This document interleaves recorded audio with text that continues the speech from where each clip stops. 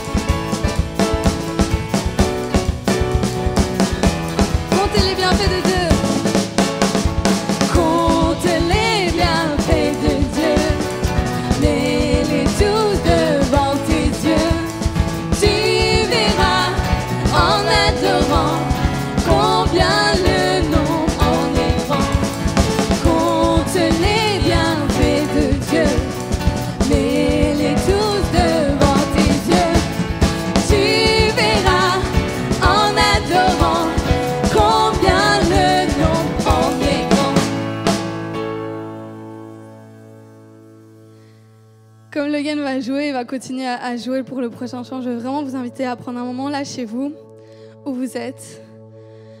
Fermez les yeux et prenez le temps de vraiment penser à toutes ces choses que Dieu vous a apportées cette année. Pas ce qui n'a pas été, mais vraiment toutes les bénédictions que Dieu vous a apportées. Je vais vraiment vous inviter à penser à ça maintenant.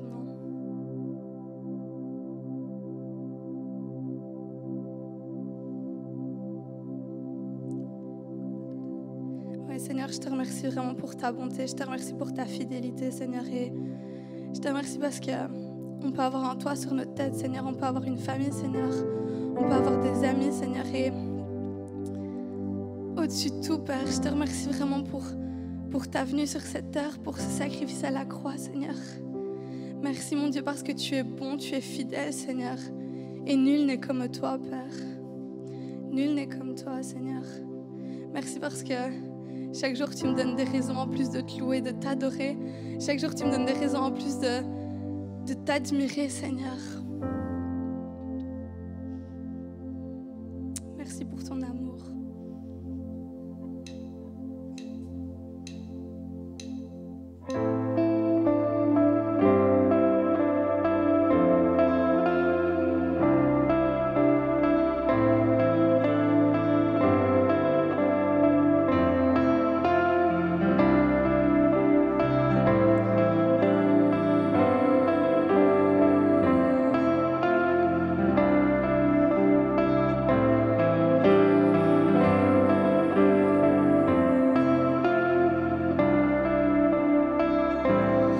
Avant mes premiers mots, tu me connaissais déjà.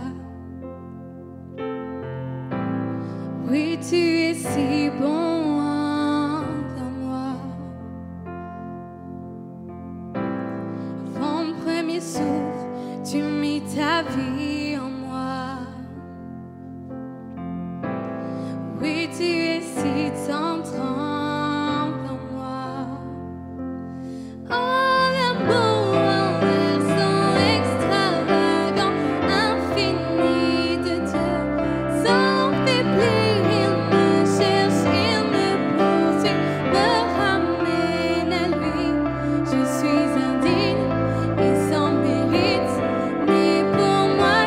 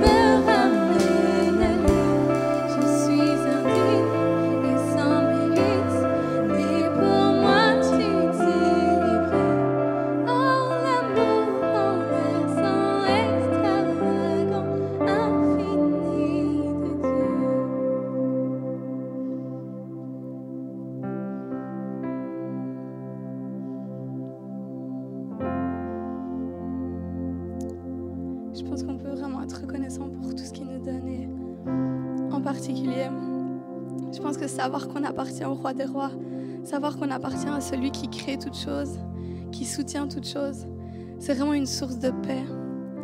C'est vraiment une source de sérénité, de savoir qu'on est entre ses mains, de savoir qu'on lui appartient, qu'on est ses enfants. Et la Bible dit même qu'on doit s'inquiéter de rien parce que le Seigneur s'occupe des oiseaux. Alors pourquoi il ne s'occuperait pas de nous? Et c'est vraiment, Dieu nous aime, Dieu prend soin de nous et je pense que ça doit vraiment être une source de paix dans nos vies. D'être ses enfants, de lui appartenir.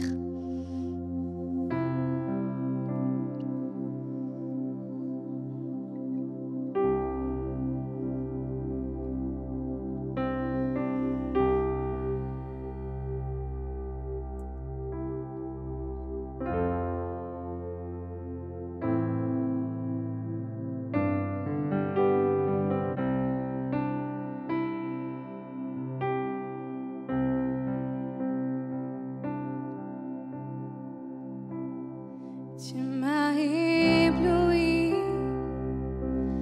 par tes mélodies, tu m'entoures d'un chant d'amour, chant de délivrance devant mes ennemis, toutes mes craintes s'enfuient. Je ne suis plus esclave de la peur. Je suis enfant de Dieu. Je ne suis plus esclave de la peur. Je suis enfant de Dieu. Avant ma naissance, tu m'avais choisi, appelé par mon nom. Tu m'as adopté, je suis de ta famille. Ton sang coule dans mes veines. Je ne suis plus esclave de la peur. Je suis enfant de Dieu. Je ne suis plus esclave de la peur.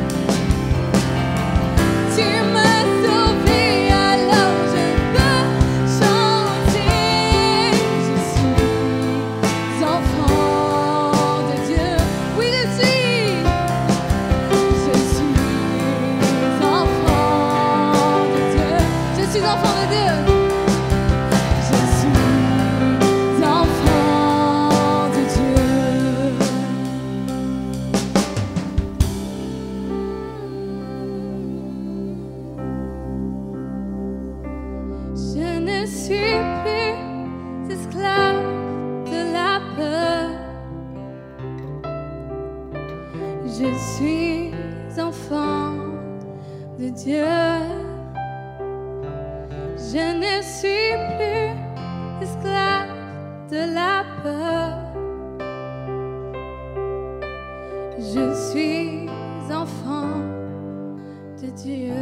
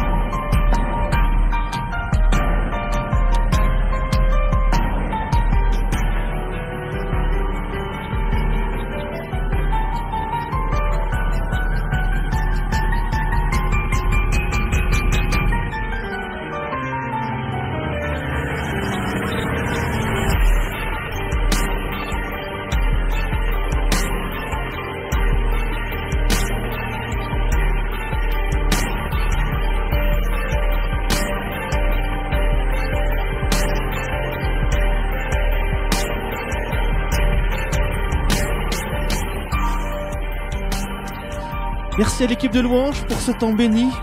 Je ne suis plus esclave de la peur, mais je suis enfant de Dieu. Quelle réalité pour chacun d'entre nous ce matin. Alors j'espère que vous avez passé un bon Noël malgré les circonstances que nous connaissons, des circonstances, des temps compliqués, troublés. Et ce matin, eh bien, on va rester dans cette série sur l'esprit de Noël, même si Noël est maintenant bien derrière nous. Je crois que les valeurs de Noël, elles ne s'arrêtent pas au 25 décembre, mais elles continuent. Elles continuent chaque jour de notre vie, et cela bien tout au long de l'année. On a déjà abordé le thème de l'espoir, on a abordé le thème de la compassion, de l'amour du prochain. On a parlé aussi du partage, de la générosité. Et ce matin, eh bien, on va aborder un autre thème, une autre valeur de cet esprit de Noël, c'est la paix. La paix. Dans Ésaïe chapitre 9, verset 5, il nous est dit ceci. « En effet, un enfant nous est né, un fils nous est donné, et la souveraineté reposera sur son épaule. On l'appellera merveilleux, conseiller, Dieu puissant, Père éternel, prince de la paix. » Prince de la paix. Vous savez, tout comme moi, que le monde dans lequel nous vivons aujourd'hui est un monde qui est extrêmement troublé. Que ce soit par le chômage, que ce soit par la violence, la pauvreté, le réchauffement climatique. On voit également du trouble au sein de la nature avec toutes sortes de tempêtes, des ouragans, des tremblements de terre. Et que dire encore de la pandémie que nous traversons depuis maintenant bien plusieurs mois. Et la conséquence bien, de ce monde particulièrement troublé, c'est que de nombreuses personnes sur cette terre sont tourmentées par la crainte, tourmentées par l'inquiétude, tourmentées par l'angoisse. Certains même n'arrivent plus à trouver le sommeil et sont obligés quelque part de prendre des somnifères, des tranquillisants. Et je crains malheureusement qu'avec la crise que nous connaissons aujourd'hui, eh bien, le nombre de ces personnes va considérablement augmenter encore. Alors ma question est celle-ci. Au sein des pires situations que nous pouvons vivre, pouvons-nous trouver un havre de paix? Au sein de toutes ces tragédies, de toutes ces situations compliquées, difficiles, troublées, pouvons-nous trouver la paix ce matin? Vous savez, en lisant les évangiles, on voit de quelle manière Jésus lui-même a traversé et surmonté toutes les circonstances difficiles, tout en étant pleinement dans la paix et dans la tranquillité. On le voit notamment dans l'évangile de Marc, quand la barque dans laquelle il se trouve est secouée par un vent violent. Il nous est dit dans Marc 4, 37, « Un vent violent s'éleva et les vagues se jetaient dans la barque au point qu'elle se remplissait déjà, et lui, il dormait à l'arrière sur le coussin. » Il dormait à l'arrière sur le coussin. On voit ici que Jésus était capable de traverser et de surmonter des circonstances difficiles tout en étant pleinement dans la paix et dans la tranquillité. Et je voudrais vous dire ce matin de la part de Dieu que nous qui croyons en Christ, nous pouvons également bien bénéficier de cette même paix, quelles que soient les circonstances que nous pouvons vivre. Nous pouvons connaître cette même paix. Un jour, on a demandé à plusieurs artistes de faire un tableau représentant la paix. Et certains avaient peint des tableaux très bucoliques avec de merveilleux paysages qui représentaient parfaitement la paix. D'autres avaient peint des colombes avec des rameaux d'olivier. Mais celui qui a remporté le premier prix avait peint un nid placé au creux de branches d'un immense arbre où dormaient paisiblement des oisillons. L'arbre était secoué par une violente tempête, la nature était déchaînée, mais ces petits oiseaux étaient dans une paix parfaite.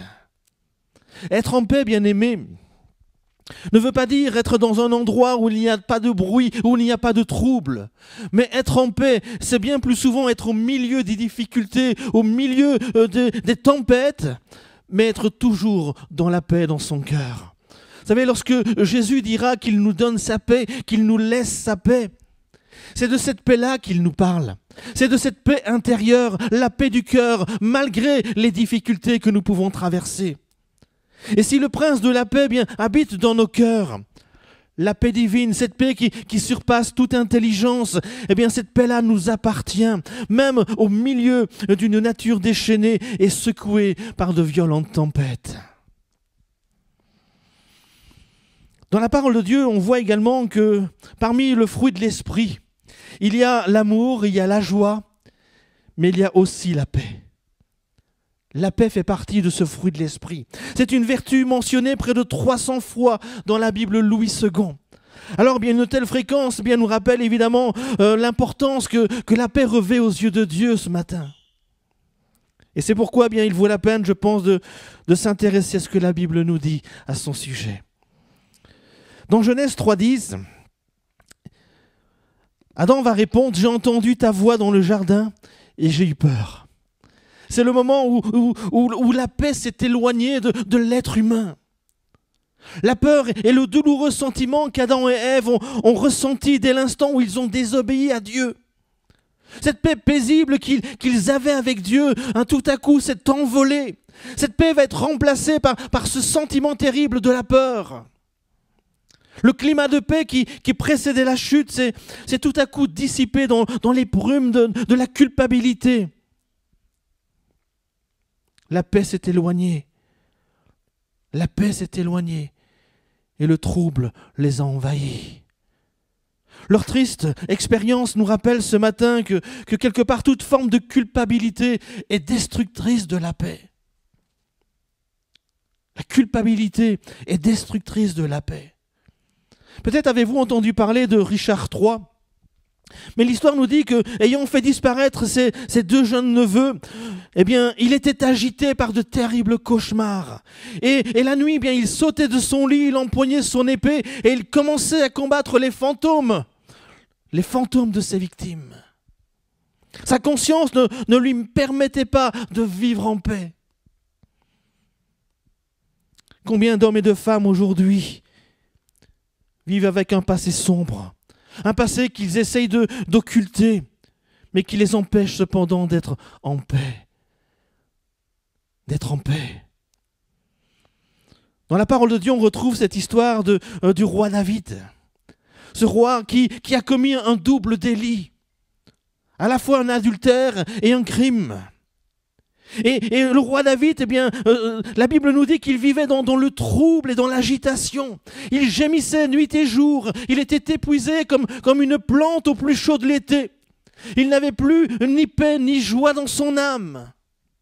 Et la Bible nous dit que ce trouble a duré jusqu'à ce qu'il cesse de cacher son double crime et qu'il confesse sa faute. Ce matin, bien-aimés, votre cœur est-il troublé ? Votre conscience est-elle agitée? Peut-être vous n'êtes pas en paix à cause de certaines fautes passées. Eh bien, sachez qu'il y a un chemin pour retrouver cette paix qui vous manque, cette paix qui vous fait peut-être défaut aujourd'hui. Et je vous encourage véritablement à faire comme ce roi, le roi David, c'est-à-dire à confesser à Dieu ce qui vous trouble, à confesser à Dieu tout ce qui agite vos pensées. La Bible nous dit dans les Proverbes au chapitre 28, verset 13, « Celui qui cache ses fautes, celui qui cherche à les occulter, qui tente de les oublier, celui qui cache ses fautes ne prospère point, mais celui qui les avoue et les délaisse aux pieds du Seigneur obtient miséricorde. » Il obtient miséricorde. Le pardon de vos fautes vous est accordé gratuitement à cause du sacrifice de Jésus. Et si ce prince de la paix est venu dans ce monde, eh bien c'est pour nous libérer, c'est pour nous accorder ce pardon. Ce pardon qui nous donne la paix. Il a payé pour que nos péchés soient effacés, pour que nous soyons justifiés, pour que nous soyons graciés et pour qu'il n'y ait plus aucune condamnation sur nos vies. La justification qui nous est offerte au travers du sacrifice de Christ devient alors notre source de paix, comme dira l'apôtre Paul. Romains 5, 1. Étant donc justifiés par la foi, nous avons la paix avec Dieu par notre Seigneur Jésus-Christ. Étant donc justifiés, nous avons la paix. Waouh! Un autre passage dans les Nombres, chapitre 6, verset 26, nous dit que l'Éternel tourne sa face vers toi et qu'il te donne la paix. Que l'Éternel tourne sa face vers toi et qu'il te donne la paix. La bénédiction de ce verset devait être prononcée par Aaron et ses descendants sur les enfants d'Israël. Et dans cette bénédiction, bien, il y a une première partie sur laquelle je vous invite vraiment à réfléchir ce matin. C'est cette partie qui nous dit que l'Éternel tourne sa face vers toi. Que l'Éternel tourne sa face vers toi. On peut la mettre en opposition avec une autre expression que l'on retrouve également souvent dans la parole de Dieu. C'est celle qu'on retrouve dans Lévitique 26 au verset 17 qui dit « Je tournerai ma face contre vous. » Contre vous. Tourner sa face contre, c'est une attitude négative, c'est une attitude d'opposition. Alors que tourner sa face vers, c'est une attitude positive, c'est une attitude de paix. De paix. Et Dieu nous montre ce matin bien qu'il vient vers l'homme pour le bénir en lui apportant un message de paix, un message de réconciliation. Dieu veut rappeler par cette bénédiction qu'il adopte bien aujourd'hui envers chacune une attitude, non pas d'opposition, mais une attitude de paix. Une attitude de paix envers tous les hommes. Dieu n'est pas contre vous. Dieu n'est pas contre vous. Il est avec vous. Il est pour vous. Il veut qu'une relation de paix existe entre lui et vous ce matin. Savez-vous, comme moi, nous étions ennemis de Dieu par nos péchés. Mais Dieu désire que les ennemis d'hier fassent la paix aujourd'hui. Dans Colossiens, l'apôtre Paul dira « Vous qui étiez autrefois étrangers et ennemis par vos pensées et par vos mauvaises œuvres, il vous a maintenant réconciliés. » Et c'est ce que Dieu désire, faire cette paix, trouver cette paix entre lui et vous. Rappelez-vous, celui qui a prononcé cette parole, c'est l'apôtre Paul. Et rappelez-vous de Saul de Tarse, celui qui persécute l'Église, celui qui persécute les croyants. À un moment donné, bien, Dieu tourne sa face vers lui. Il lui apporte un message de paix, un message de bénédiction au travers d'un disciple appelé Ananias. Et par la suite, on verra bien comment Dieu va travailler avec ce Saul de Tarse, celui qui va devenir le grand apôtre Paul. Celui qui était ennemi des chrétiens, celui qui était ennemi de Dieu, va faire la paix avec Dieu. Et cette paix va remplir sa vie, même dans les pires situations qu'il va traverser par la suite. Les pires situations. On le retrouve par exemple dans un bateau, dans Acte 27. Acte 27, Paul va être envoyé à Rome pour être jugé. Et lors du voyage, la Bible nous dit que les vents étaient contraires. Alors pendant plusieurs jours, la navigation va être difficile, même dangereuse. Et l'apôtre Paul, eh bien, dans ce contexte-là, va donner un avertissement en disant « Mes amis, je vois que la navigation ne se fera pas sans dommage et qu'il y aura beaucoup de pertes, non seulement pour la cargaison, non seulement pour le bateau, mais aussi pour nous-mêmes, pour nos propres vies. » Mais l'histoire nous dit que l'officier eh bien, va se fier plus au capitaine et au patron du bateau qu'aux paroles de l'apôtre Paul. Et bientôt, eh bien, un vent violent va se lever, va se déchaîner sur la mer. Et il est dit au verset 21, « Alors Paul, debout au milieu d'eux, leur dit, « Mes amis, il aurait fallu m'écouter et ne pas quitter la Crète, afin d'éviter ces dommages et ces pertes. Mais maintenant, je vous invite à prendre courage, car aucun de vous ne perdra la vie. Seul le bateau sera perdu. En effet, un ange du Dieu auquel j'appartiens et que je sers m'est apparu cette nuit et m'a dit, Paul, n'aie pas peur. Il faut que tu comparaisses devant l'empereur. Et voici que Dieu t'accorde la vie de tous ceux qui naviguent avec toi. C'est pourquoi, mes amis, prenez courage. J'ai confiance en Dieu. Tout se passera comme cela m'a été dit. » L'apôtre Paul, au sein de cette tempête, est dans la paix. Il est dans la paix parce que Dieu lui a donné cette parole, Dieu lui a fait cette promesse. Il faut que tu comparaisses à Rome devant l'empereur. Et donc l'apôtre Paul ne pouvait pas mourir dans ce naufrage. Et Paul est en paix, il est serein, il encourage même tous ceux qui sont sur le bateau à garder confiance, à ne pas perdre courage. Parce qu'ils sont pris de panique, ils sont dans la crainte, dans la peur. Paul, lui, est dans la paix. Ça me rappelle une histoire, l'histoire d'un serviteur de Dieu qui avait reçu un appel précis pour aller travailler dans un endroit que Dieu lui avait montré. Et puis il se retrouve à l'aéroport avec un de ses amis et il commence à discuter de différentes catastrophes, des catastrophes aériennes qu'il y a eu dans le passé. Vous savez, ce genre de conversation qui vous rassure avant de prendre l'avion. Et puis, eh bien, il monte dans l'avion et l'avion décolle. Et en plein vol, tout à coup, il commence à y avoir des turbulences. Alors l'ami qui accompagnait ce serviteur de Dieu va être pris d'angoisse. Il va se tourner vers le serviteur de Dieu qui est à ses côtés et puis il le voit complètement calme, serein. Il y a une paix extraordinaire qui est là. Et il lui pose la question, il lui dit « Mais tu n'as pas peur ?» Et le serviteur de Dieu, tout naturellement, lui dit « Non, je n'ai pas peur. » « Mais pourquoi tu n'as pas peur ?» Et le serviteur de Dieu lui dit « C'est simple. Dieu m'a demandé d'aller dans tel endroit pour être pasteur. Il m'a demandé d'aller dans cet endroit. Donc, je ne peux pas vivre un crash aérien. Ce n'est pas possible.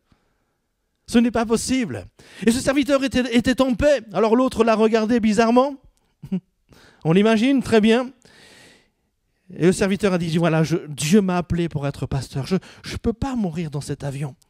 Je ne peux pas mourir dans cet avion. Tout comme Paul ne pouvait pas mourir dans ce bateau. Il y avait une paix qui était là. Une paix, une confiance totale en Dieu.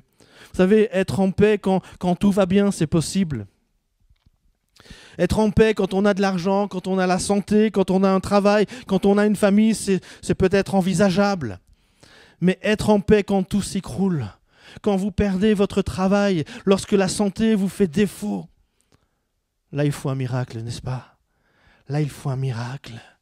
Et la volonté de Dieu ce matin, eh bien, c'est de nous accorder cette paix en toutes circonstances. En toutes circonstances, parce qu'il est le prince de la paix. Il est le prince de la paix, il est l'origine de la paix. Et voilà pourquoi l'apôtre Paul priait en demandant que le Seigneur accorde toujours cette paix aux croyants. Une paix en tout temps. Une paix en tout temps.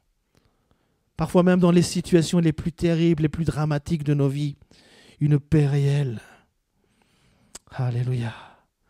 Alléluia. Une paix dans toutes ces circonstances de la vie. Qu'elles soient bonnes ou mauvaises. Dans l'évangile de Jean, chapitre 14, verset 27, Jésus a dit « Je vous donne ma paix. Que votre cœur ne se trouble point et ne s'alarme point. » Que votre cœur ne se trouble point. Dans un monde troublé, que votre cœur ne se trouble pas ce matin. Dieu veut vous bénir avec sa paix. Que l'Éternel tourne sa face vers vous, qu'il vous donne la paix. Permettez-moi de souligner que la paix, c'est un cadeau qu'il nous offre. Elle ne se mérite pas, mais elle se reçoit. Elle se reçoit. Recevez cette paix ce matin, cette paix qu'il vous donne. Dans Éphésiens chapitre 6, verset 15, l'apôtre Paul dira « Mettez à vos pieds le zèle que donne l'évangile de paix. » Mettez à vos pieds le zèle que donne l'évangile de paix. Vous avez peut-être déjà entendu cette expression ou même utilisé cette expression très familière qui dit « être bien dans ses baskets ». Être bien dans ses baskets. Cette image nous parle de l'état d'esprit de quelqu'un qui se sent bien, qui se sent à l'aise, qui est dans la paix, qui est dans la joie. Et puis il y a une autre expression également qu'on utilise parfois, c'est celle qui dit « être dans ses petits souliers ». On peut être à la fois bien dans ses baskets, mais à d'autres moments, on peut être dans ses petits souliers. C'est-à-dire celui qui est dans ses petits souliers, c'est celui qui est craintif, c'est celui qui n'est pas à l'aise, c'est celui qui est inquiet. En un mot, il n'est pas en paix.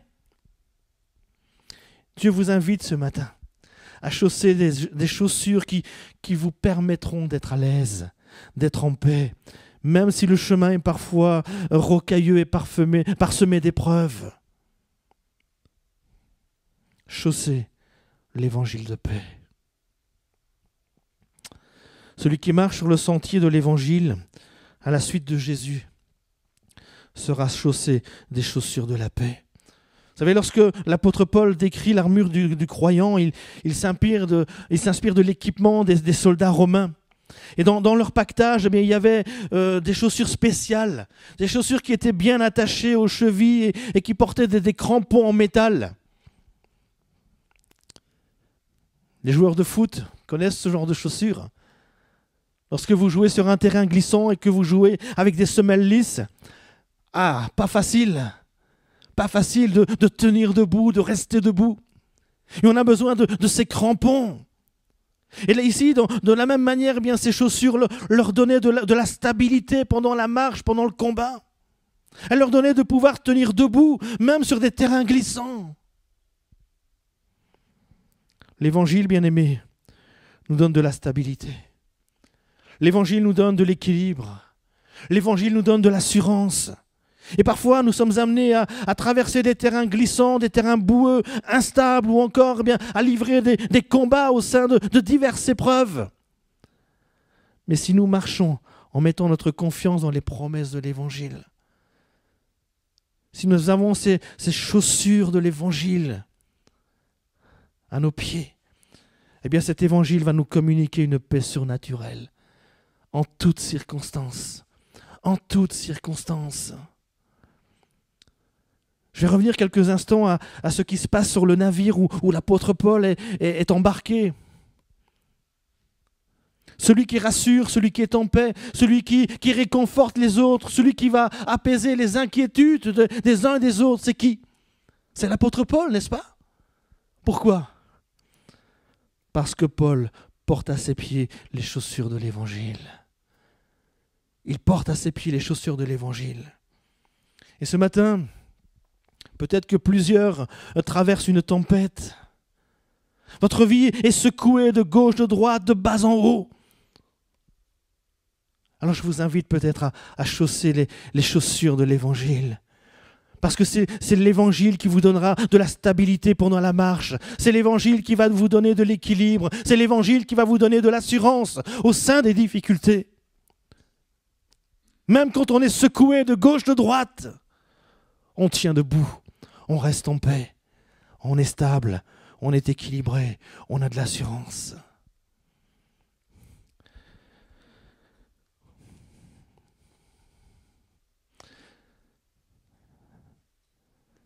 J'aimerais vous parler d'un homme, Horatio Spafford. Je ne sais pas si ce nom vous dit quelque chose, mais en tout cas, cet homme était avocat à Chicago. Cet homme avait investi dans l'immobilier, beaucoup d'argent. Et puis, lors du grand incendie de 1871 qui a réduit la ville de Chicago en cendres, Horatio Spafford va perdre tout ce qu'il possédait. Tout ce qu'il possédait. Il va alors envoyer son épouse avec ses 4 filles en Angleterre, chez ses parents, le temps de restaurer la maison et de retrouver des conditions de vie normales. Et Madame Spafford s'est embarquée sur ce navire qu'on appelle la ville du Havre. Mais en plein océan, alors qu'il traversait, ce navire, après avoir heurté un voilier, a sombré en un quart d'heure. Il a sombré en un quart d'heure. Madame Spafford a été repêchée dans un petit canot, mais les 4 filles avaient disparu. Ces 4 filles avaient disparu. Au débarquement à Cardiff, elle va envoyer un simple télégramme à son époux, très court, qui disait « Sauvé, seul. Sauvé, seul. » Et en apprenant cette nouvelle dramatique, s'ajoutant à la perte de tous ses biens dans l'incendie, Horatio Spafford a composé un chant bien connu, intitulé « Quel repos céleste ». Quel repos céleste, Jésus, d'être à toi. À toi pour la mort et la vie. Dans les jours mauvais, de chanter avec foi. Tout est bien, ma paix est infinie. Cet homme avait reçu cette paix surnaturelle au sein de la tempête. Quel repos céleste, Jésus, d'être à toi pour la mort et la vie. Dans les jours mauvais, de chanter avec foi, tout est bien, ma paix est infinie. Quel repos céleste, mon fardeau n'est plus libre par le sang du calvaire. Tous mes ennemis, Jésus les a vaincus. Gloire et louange à Dieu, notre Père. Quel repos, quel repos, quel céleste repos.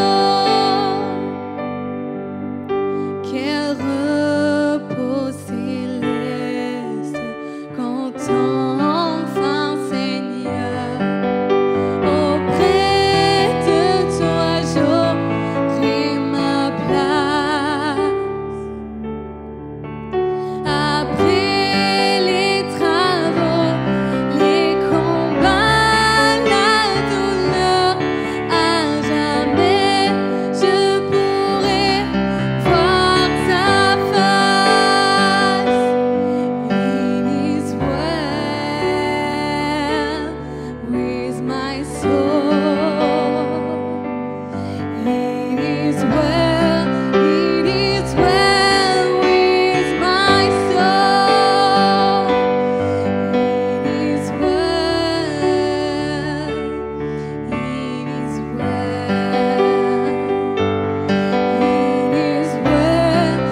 It is well with my soul.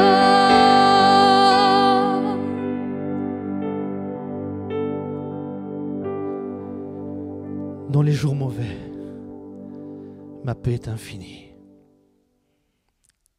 Quelle parole extraordinaire. Quel chant extraordinaire. Dans les jours mauvais, ma paix est infinie. Alors comment avoir la paix ce matin? Job 22, verset 21, nous dit ceci. Attache-toi donc à Dieu et tu auras la paix. Tu jouiras ainsi du bonheur. Attache-toi donc à Dieu. Et cette parole me fait penser à ces hommes qui, quelque part, s'attachent les uns aux autres pour gravir des montagnes ou des glaciers. Peut-être vous avez déjà vu ce genre de randonnée en montagne où ils sont attachés par une corde les uns aux autres. Et la paix des uns des autres repose sur le fait qu'ils font confiance aux autres et plus particulièrement à celui qui est le premier de cordée, celui qui est tout devant. Vous savez, la vie n'est pas toujours un long fleuve tranquille. Il y a parfois des passages escarpés, des pentes glissantes, des crevasses béantes, des précipices vertigineux, des rochers menaçants. Alors comment garder la paix dans toutes ces situations ? Comment garder la paix en ce monde ? Comment garder la paix sur ces chemins de la vie, ô combien difficiles parfois ? Comment avancer sans sombrer dans la peur ? La réponse est là, tout simplement dans son verset. Attache-toi à Dieu. Attache-toi à Dieu. Lie ta vie à celle de Dieu. Ce Dieu manifesté en la personne de Jésus, prince de la paix. Il est le premier de cordée, infaillible. Et c'est celui qui t'aidera à passer dans tous les passages difficiles.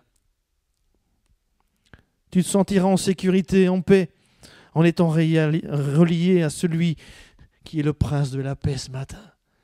Attache-toi à lui. Horatio Spafford était attaché à son Dieu. Il était attaché à son Dieu.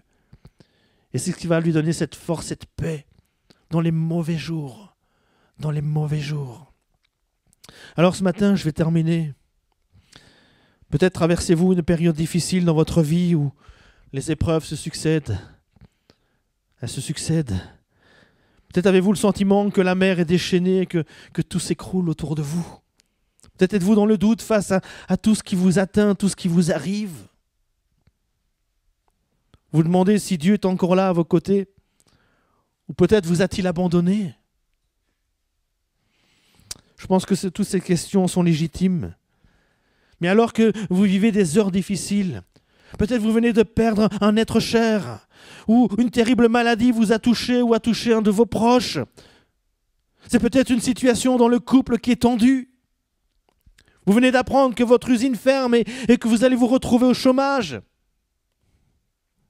Je vous invite ce matin à adresser cette simple prière à Dieu et de lui dire, Seigneur, viens apporter la paix dans mon cœur troublé ce matin. Comme tu as donné la force à cet homme, à cet avocat, Horatio Spafford, cette force de témoigner de ta paix dans toutes circonstances, dans les tempêtes de la vie, dans les mauvais jours. Que tu puisses me donner cette même paix ce matin. Donne-moi de recevoir cette paix infinie dans les mauvais jours de ma vie. Calme la tempête intérieure qui agite mon âme. Calme la tempête, remplis-moi surnaturellement de cette paix. Une paix que toi seul peux donner, parce que tu es le prince de la paix. Alléluia. Merci Seigneur. Merci Seigneur.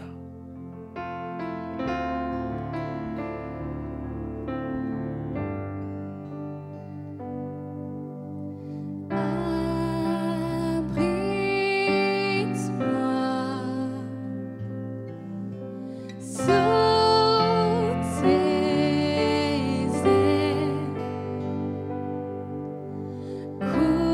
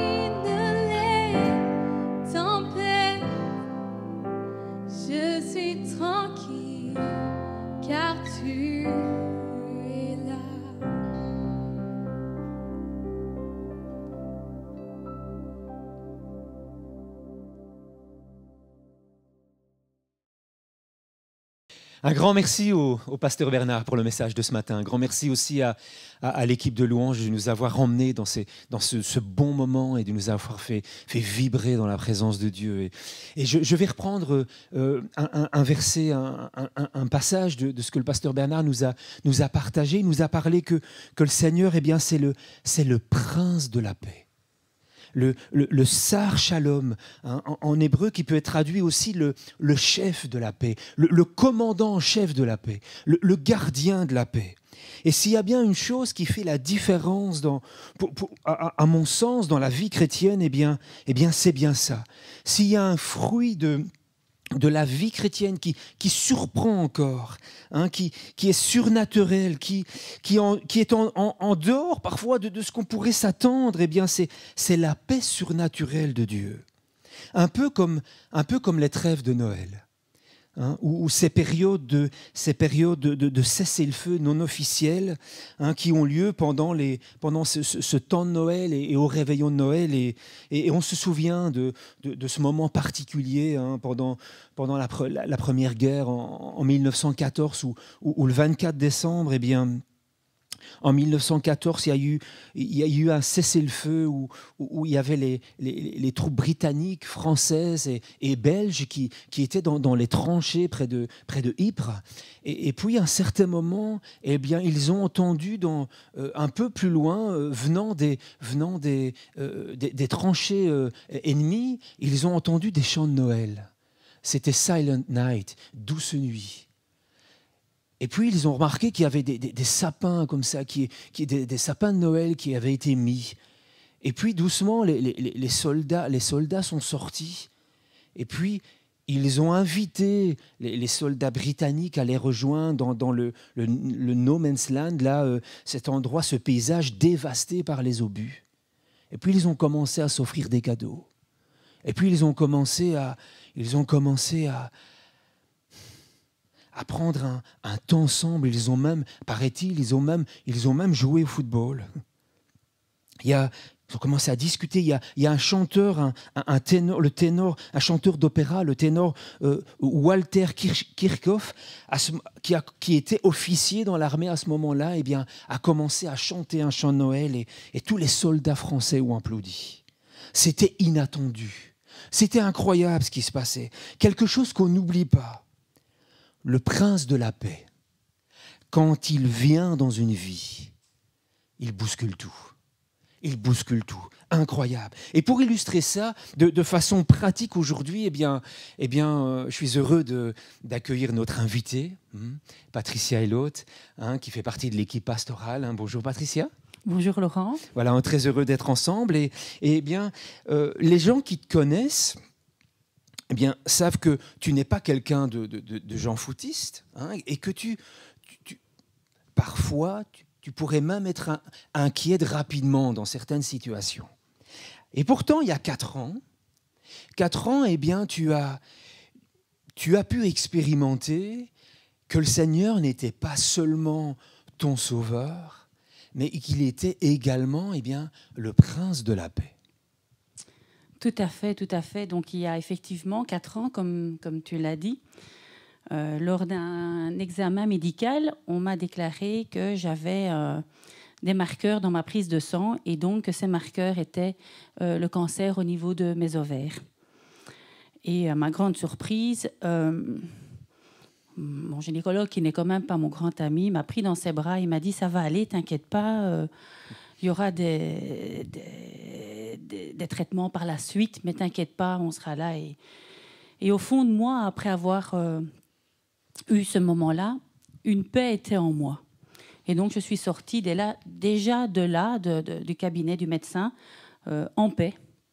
Et je suis rentrée à la maison. Et cette expérience est pour moi une expérience merveilleuse dans la mesure où toutes les semaines qui ont suivi par la suite, où effectivement, je devais passer par une opération, je suis restée dans cette paix.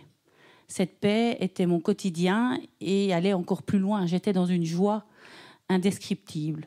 Et c'est vraiment le Seigneur qui m'a donné cette paix profonde au fond de moi. Alors tu me partageais en fait c'est clairement devant toi, il y avait comme trois solutions, trois issues en fait. Oui, tout à fait. Pour moi, c'était clair et c'était simple. La première était que Dieu pouvait me guérir immédiatement, totalement, et que j'aurais été guérie de mon cancer, puisque j'avais déjà été guérie auparavant de l'épilepsie. La deuxième, c'était que, bien oui, parfois on passe par l'opération, on passe par la maladie ou par les traitements, mais Dieu reste à nos côtés, et donc je ne serai pas seule dans ces moments-là. Et puis la troisième, et on la connaît aussi, c'est de savoir que Dieu peut nous reprendre à un moment ou à un autre de notre vie, l'ayant vécu aussi, dans mes proches. Et là aussi, appartenant à Jésus, je savais que je ne serais pas seule dans ce passage et que j'avais la vie éternelle par la suite. Et en fait, quelles que soient les trois solutions, ton cœur était en paix. Tout à fait. Et tu n'essayais pas, jour après jour, de chasser la troisième solution pour t'accrocher à la première, mais quelle que soit la situation, tu ressentais une paix inexplicable. Oui, tout à fait. Je ne me suis jamais posé de questions, jamais... Alors, la paix quand tout va bien, c'est facile. Mais la paix quand la tempête est là, comme l'image que le pasteur Bernard a utilisée, hein, ces oisillons dans un nid, dans la tranquillité, alors que tout autour, c'est le vent et la tempête. La paix quand tout s'écroule, c'est autre chose. Une paix surnaturelle malgré les circonstances. Ouais. Mais alors, il y a quelque chose de comique. Dans ce moment particulier, c'est ta famille, ceux qui t'entourent. Oui, tout à fait. Donc, pendant cette période où moi, j'étais complètement dans la joie, autant à l'église qu'à la maison, à un certain moment, ma famille s'est quand même demandé si je ne faisais pas un déni, si je comprenais bien la situation, si elle était claire pour moi, si j'avais bien compris quand même ce qui se passait. Et donc, à la rigueur, ils étaient un petit peu inquiets pour moi de me voir en paix, en joie, oui, tout à fait. Alors, tu as vécu ça comme un cadeau. Hein, oui. Comme un cadeau, mais en fait, pas comme un don permanent. Explique-nous un peu. En fait, au départ, c'est vrai que quand j'ai vécu cette expérience, j'ai vraiment pensé au fond de moi que j'avais vécu quelque chose de particulier, je le savais, et si j'avais tenu et que j'avais eu la paix à ce moment-là, pourquoi elle ne serait pas restée avec moi par la suite? Moi, j'avais sûrement grandi aussi quelque part. Et puis, la vie a continué. Il y a quand même 4 ans. Et je me suis rendu compte que dans certaines circonstances de ma vie, non, je reste humaine et l'inquiétude revient parfois très vite au galop. Donc voilà, mais voilà, c'est Dieu qui donne la paix. Et en restant accroché à sa parole, là, la paix revient. On chasse le naturel, hein. Notre nature, elle revient vite pointer le bout de son nez. Hein, mais comme il nous a été dit, à chaque chemin, les chaussures adéquates. Et important d'avoir les bonnes chaussures. Et donc, cette image de rester agrippé et accroché au Seigneur, qui, lui, vient faire son œuvre surnaturelle en nous. Alors, je pense que tu as un verset à nous partager. Oui, tout à fait. Dans le livre de Romains, au chapitre 15, verset 12, il est écrit « Ésaïe dit aussi, il sortira d'Ésaïe un rejeton, qui se lèvera pour régner sur les nations. Et les nations espéreront encore en lui. Que le Dieu de l'espérance vous remplisse de toute joie et de toute paix dans la foi, pour que vous abondiez en espérance par la puissance du Saint-Esprit. » Amen. Amen. Que le Dieu de l'espérance vous remplisse de toute joie et de toute paix dans la foi, pour que vous abondiez en espérance par la puissance du Saint-Esprit. L'œuvre du Saint-Esprit dans nos vies, Saint-Esprit qui vient mettre cette paix, et de cette paix découle la joie. C'est vraiment ce que tu as expérimenté pendant ce moment. Hein. Si la famille se demandait, mais est-ce que Patricia a perdu la tête? Si Patricia est devenue folle, bien non, Patricia avait quelque part une joie extérieure qui était l'image d'une paix que Dieu avait mise. Amen. Que le Seigneur soit béni. Alors, il y a un passage qui nous interpelle dans Ésaïe, au chapitre 53, verset 5. Parce que si la paix, c'est un cadeau que Dieu nous donne, bien ce cadeau, il n'a pas été gratuit. Il n'a pas été gratuit. Ce passage nous dit, le châtiment qui nous donne la paix est tombé sur lui. Celui sur qui le châtiment est tombé, c'est le Seigneur.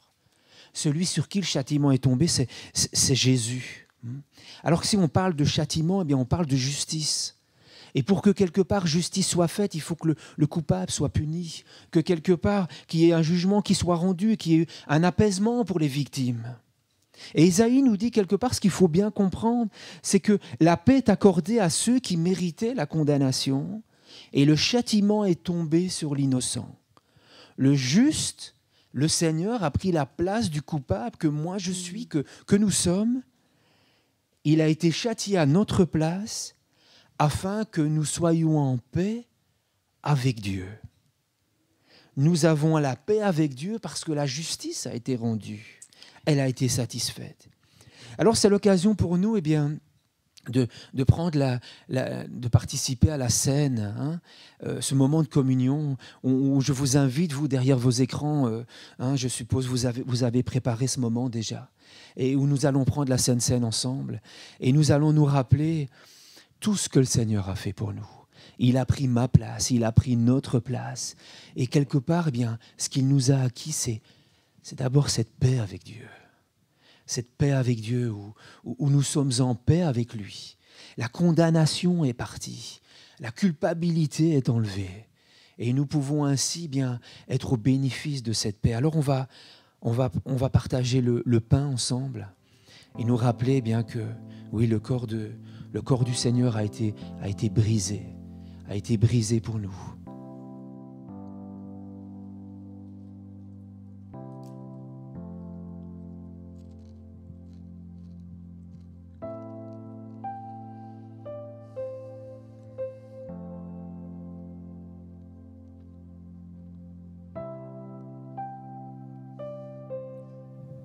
Le Seigneur, il a pris notre place pour subir le châtiment à notre place que nous méritions, pour nous offrir la paix. Et cette paix nous est offerte, et cette paix t'est offerte ce matin. Et simplement, avec humilité, accepte que le châtiment que tu méritais, le Seigneur l'a pris sur lui pour te donner la paix. Alors on va prendre le jus de raisin ensemble, ou le vin peut-être chez vous, le jus de raisin pour nous.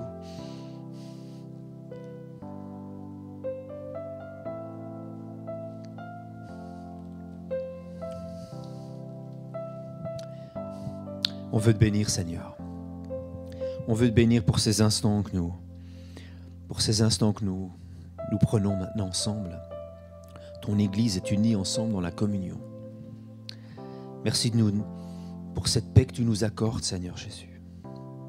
Merci, oui, c'est vrai, pendant ces jours parfois particuliers, ces jours difficiles, c'est toi le gardien de la paix. C'est toi le commandant-chef de la paix. C'est toi qui viens mettre ta paix dans nos vies et dans nos cœurs. Et comme, Seigneur, Patricia nous l'a expliqué, comme elle a pu expérimenter cette paix surnaturelle qui dépasse tout ce qu'on peut imaginer, tout ce qu'on peut même penser.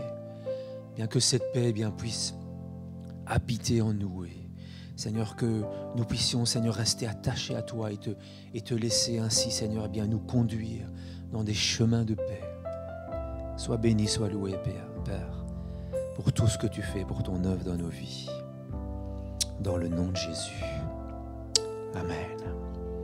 Amen. Gloire à Dieu. Un grand merci pour ce moment. Merci à vous. Grand merci pour ce moment et c'est le dernier dimanche de l'année de 2020, une année très spéciale et on voudrait avant de vous quitter vous souhaiter une bonne fin d'année à chacun. Alors l'équipe pastorale et je sais que tu as énormément travaillé ces dernières semaines. Je veux dire pour un projet, la caravane du TPE qui est passée chez beaucoup pour déposer un colis. Alors j'espère que vous avez bien reçu votre colis du Nous avions 6 équipes le week-end passé qui voilà, qui sillonnaient un peu je vais dire la Wallonie, hein, parce qu'il y en a qui viennent de loin, qui se joindre à nous au TPE. 6 équipes pour distribuer une centaine de colis. Alors, d'après les échos que nous avons reçus, eh bien, vous avez été nombreux à être touchés, à avoir été bénis par ce moment. Alors, si peut-être que vous n'avez pas reçu de colis parce que vous étiez absent, hein, ou peut-être simplement, eh bien, nous n'avions pas la bonne adresse, ou alors vous avez déménagé, ou peut-être que c'est votre voisin qui a été béni à votre place, hein, par le colis, eh bien, pas de panique, votre colis, il est ici. Il est ici, il vous attend. Lorsqu'on va reprendre les cultes en présentiel, eh bien, voilà, il y a quelque chose pour vous qui vous attend ici à l'église. Alors, on vous souhaite un bon dimanche, une bonne semaine, hein, une bonne fin d'année. Une seule annonce, hein, déjà bloquée pour début janvier, le samedi 9 janvier, pour notre journée interconnectée. Alors, chaque année, nous avons une retraite spirituelle à Malone, un week-end de jeûne et prière qui ne pourra pas se faire cette année. Mais nous allons avoir une journée le 9 janvier, la journée interconnectée du TPE, que nous sommes en train de préparer. On vous donne plus d'informations un peu plus tard. Soyez richement bénis. Voilà, passez un bon dimanche. Et voilà, merci beaucoup Patricia d'avoir partagé ce moment avec nous.